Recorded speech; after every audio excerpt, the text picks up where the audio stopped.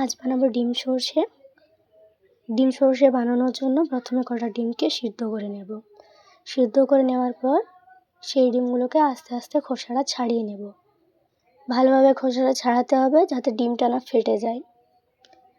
ডিম সিদ্ধ খেতে আমার ভীষণ ভালো লাগে। কার কার ভালো লাগে প্লিজ কমেন্টে জানিও। ডিমের কারি সবাই খেয়েছো, আমিও খেয়েছি, কিন্তু ডিম সর্ষে আমি কোনোদিন খাইনি, প্রথমবার। আর তোমাদের সাথে আজকে প্রথমবারই শেয়ার করছি, জানি না কেমন হবে। ডিমগুলো ছুলে নেওয়ার পর সেগুলো মাঝে মাঝে কেটে দিলাম। মাঝে মাঝে কেটে দেওয়ার পর দেখছি ডবল কুসুমের ডিম। আর মা সাইড থেকে বলছে ডিমগুলো যদি গোল গোল করে কাটতিস তাহলে কুসুমগুলো ভাঙতো না। আমি দেখলাম কি যে এগুলোই দেখতে বেশি ভালো লাগছে, আর যেহেতু কেটে ফেলেছি তাই এরকমই সবগুলো কেটে নিলাম। ডিমগুলো কেটে নেওয়ার পরে আমি মশলা তৈরি করব। সেজন্য মিক্সিটা বের করলাম, তারপরে আদা পেঁয়াজ রসুন খুব সামান্য করে নিলাম, পোস্ত দিলাম একটু সামান্য পরিমাণ, তারপর সাদা সর্ষে, তার মধ্যে কালো সর্ষে ঢেলে দিলাম, তারপর সামান্য পরিমাণ ধনে গোটা দিলাম, তারপর একটু জিরে গুঁড়ো দিলাম, আর কাঁচা লঙ্কা চিড়ে কয়েকটা দিয়ে দিলাম, আর সামান্য পরিমাণ জল দিয়ে আমি পেস্টটাকে বানিয়ে নিলাম। দেখো আমার পেস্টটা কমপ্লিট হয়ে গেছে। পেস্টটাকে আমি দেখলাম ভালোভাবে নেড়েচেড়ে ঠিক আছে কিনা। পেস্টটা দেখতে মতো বেশ সুন্দর লাগছিল। তারপর একটা বাটিতে তুলে নিলাম পেস্টটা। তারপর সেই পেস্টটা একটু ভালোভাবে জলের সাথে মিশিয়ে নিলাম। আমার যেহেতু স্ট্যান্ড নেই, আমি ফোনটা এক হাতে ধরে আছি আর এক হাতে পেস্টটা মেশাচ্ছি, তাই একটু প্রবলেম হচ্ছে। তারপর সামান্য জিরে গুঁড়ো মিশিয়ে দিলাম তার মধ্যে, কারণ কালারটা তখনও আসেনি। তারপর জিরে গুঁড়ো মিশিয়ে নেওয়ার পর সামান্য পরিমাণ হলুদ দিয়ে দিলাম, তারপর সামান্য পরিমাণ লঙ্কা গুঁড়ো, সেটাকে আরও ভালোভাবে মিক্সড করে নিলাম।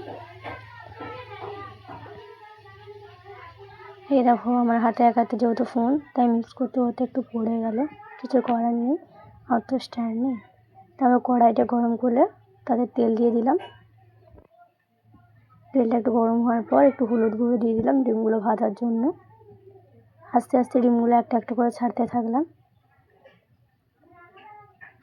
মা বলেছিল যেহেতু লম্বা লম্বা কাটার কারণে ডবল কুসুম ডিমটা ছেড়ে যেতে পারে কুসুমটা, তাই আমি খুব সাবধানে উল্টানোর চেষ্টা করছিলাম।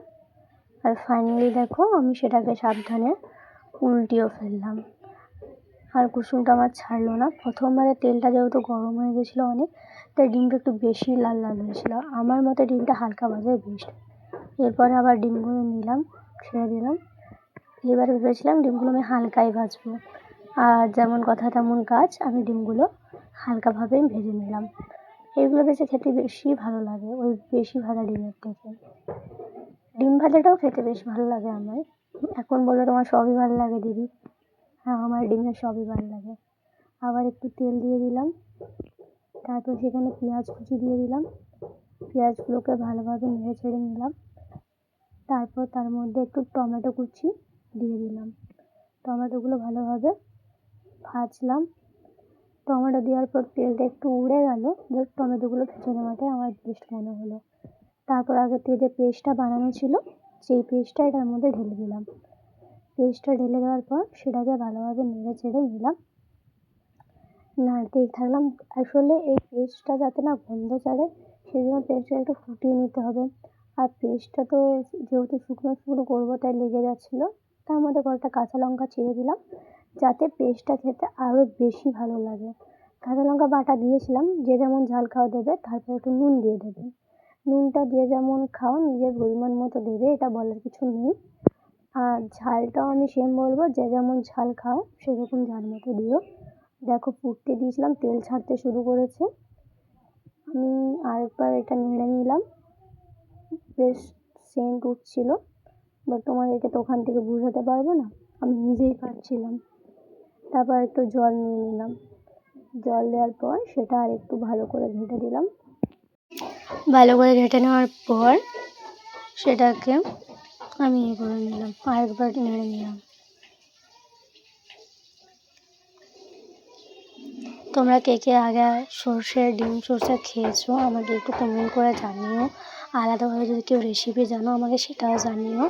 আমি ফার্স্টবার ট্রাই করছি, কেমন হবে আমি নিজেও ঠিক জানি না। সেই জন্য মা বললো সব ডিমগুলো দিস না, যদি না খেতে পারে তাই আমি মাত্র 4টেই ডিম দিলাম, কারণ আমার নিজের প্রতি কোনো কনফিডেন্স ছিল না, যেহেতু প্রথমবার। তাই 4টে ডিম দিয়ে প্রথমে ট্রাই করলাম, আর বাকিগুলো ভাজাই রেখে দিলাম, কারণ ভাজা ডিমটা আমার খেতে বেশ ভালোই লাগে। বাট যদি এটা ভালো না হয় সেই জন্য আমার মায়ের ভয় হচ্ছিলো।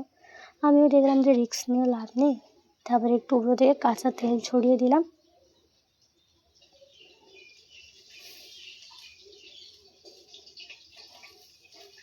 কাঁচা তেল ছড়িয়ে নেওয়ার পর সেটা চারিদিকে আরেকবার নেড়ে নিলাম। দেখতে পাচ্ছ তেলটা বেরিয়েই এসছে, তার মধ্যেও তেল ছেড়ে দিলাম, কারণ সেটা একটু দেখতে ভালো লাগে, একটু স্পাইসিও হবে, বেশ দেখতে সুন্দর লাগছিলো জিনিসটা। মা বলছিলো সেন্ট তো বেরিয়েছে, কিন্তু খেতে কেমন হবে আমি নিজেও জানি না। আর আমার গলা শুনে বুঝতে পারছো আমার গলাটা পুরো ধরে গেছে। এই দেখো তৈরি, কেমন দেখতে হয়েছে সবাই